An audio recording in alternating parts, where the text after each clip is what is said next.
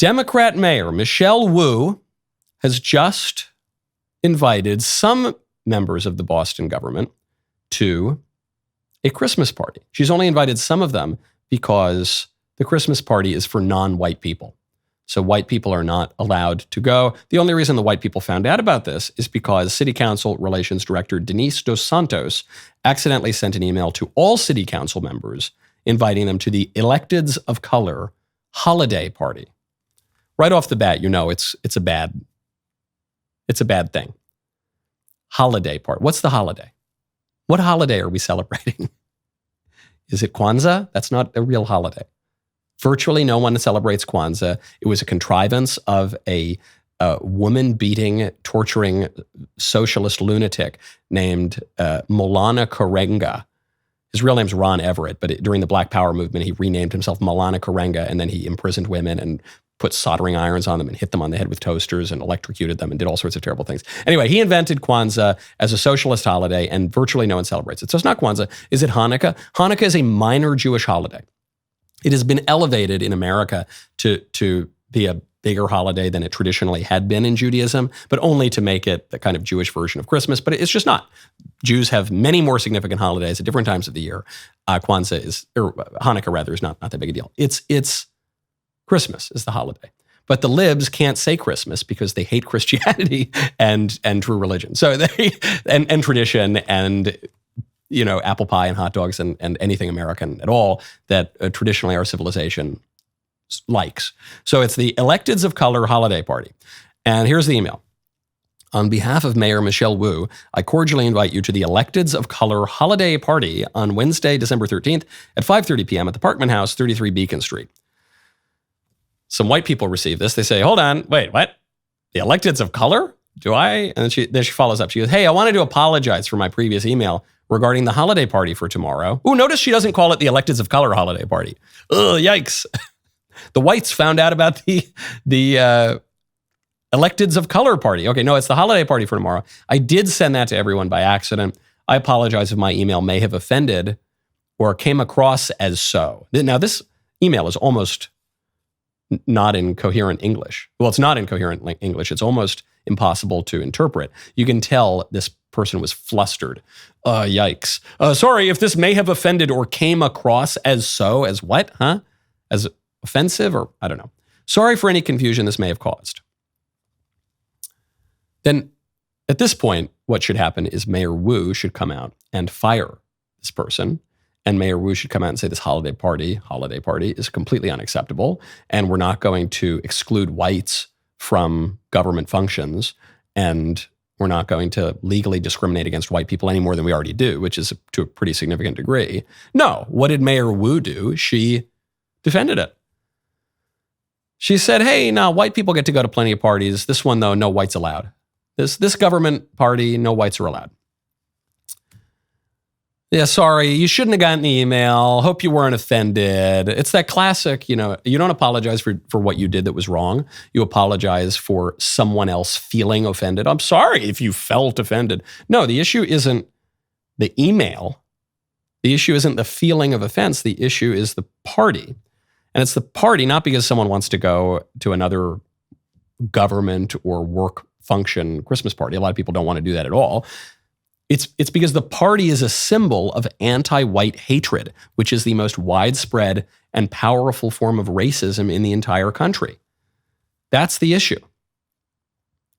So much so that the Supreme Court finally had to address the issue and this year knocked down so-called affirmative action in one narrow case. That would be in the case of Harvard discriminating against white and Asian students. And the only reason it worked is because that they could highlight the discrimination against Asians. Had it only been a matter of discriminating against white people, the case would have gone nowhere. It is perfectly politically acceptable. It is politically encouraged to insult white people and to legally discriminate against them.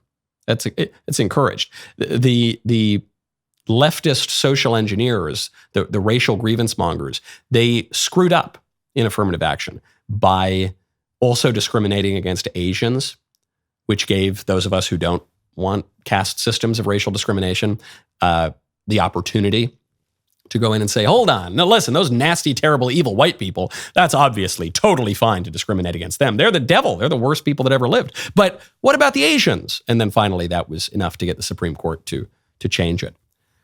But it remains a major issue. And so here you see a Democrat mayor of a city getting caught in a really just ugly form of racial discrimination and race hatred, clearly. And what does she do? She doubles down. Doubles down. Not going anywhere anytime soon, folks. But it's not a good look. Now, when you want to look good, you got to check out Genucel. Right now, go to Genucel.com/Knowles. There is a lot to be stressed about during the Christmas season. Well, stress and lack of sleep can easily cause those pesky under-eye bags. Good news is, you never have to worry about that when you have Genucel skincare. From now until Christmas, Genucel's most popular package has a special discount just for our listeners at Genucel.com/Knowles. Treat yourself and your loved ones to the absolute best skincare in the world.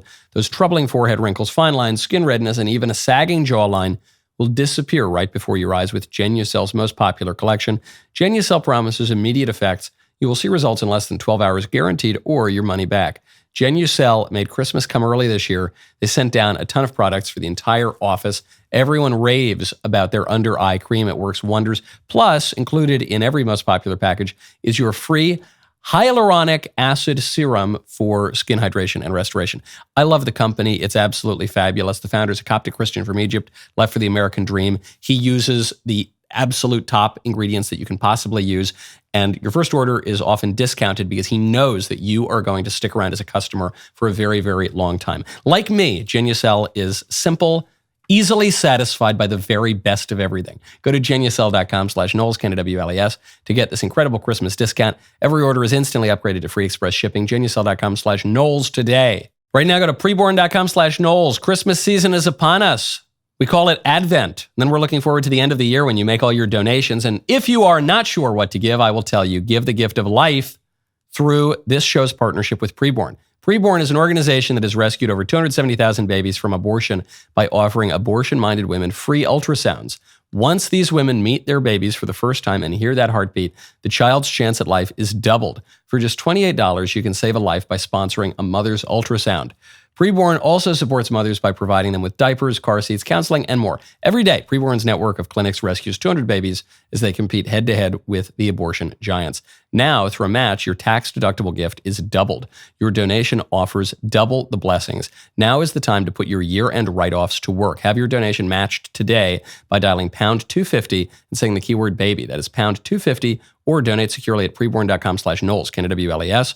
That is preborn.com/Knowles. Preborn fundraises for its administrative costs separately, so every dollar you give is going to go toward saving babies. Give today, preborn.com/Knowles. Speaking of Democrats and Christmas, while I was gone, this is a little old, but I have to get to this story. Just because I missed a few shows last week while I was traipsing through the subcontinent does not mean that we're going to miss this. The White House released a really weird Christmas video. It's been totally polarizing. Here's the video.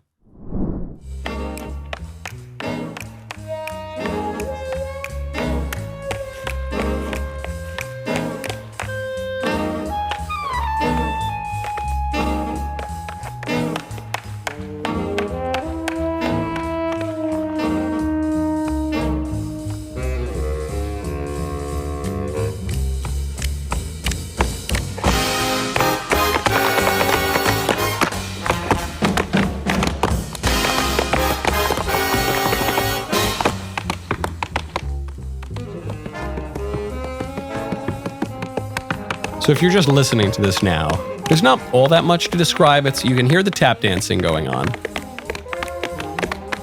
A lot of extremely colorful outfits and personalities. One might confuse the White House here for the Senate Judiciary Hearing Room.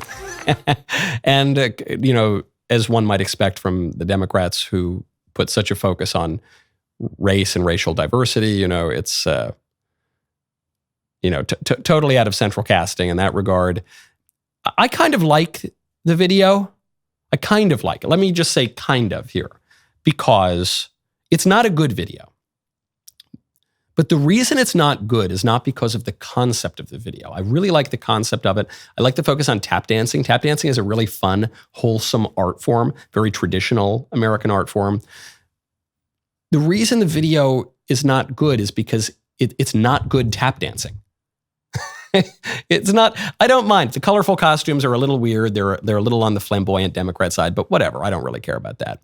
The extremely on the nose diversity casting is, I have no problem with people of all walks of life tap dancing. It's on the nose. The Democrats are always just so conspicuous about this sort of thing. But again, that doesn't bother me in the least. Some of my favorite tap dancers are black guys, Gregory Hines or Sammy Davis Jr. The reason it's bad tap dancing gets to an issue at the heart of leftist politics, which is that it's too self-indulgent.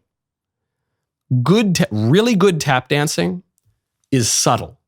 It's understated. It's elegant. You think of people like Fred Astaire. You think of people like Gene Kelly.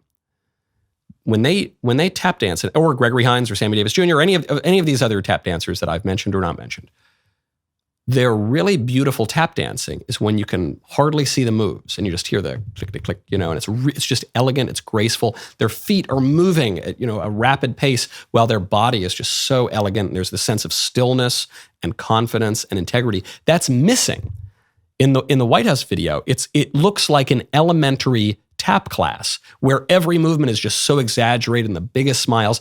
It actually looks like the scene in Singing in the Rain with Gene Kelly, where it's a flashback to Gene Kelly's bad days doing the vaudeville circuit.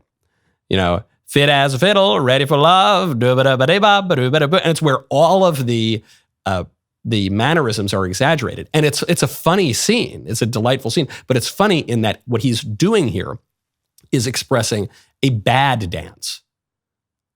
That's what's going on here.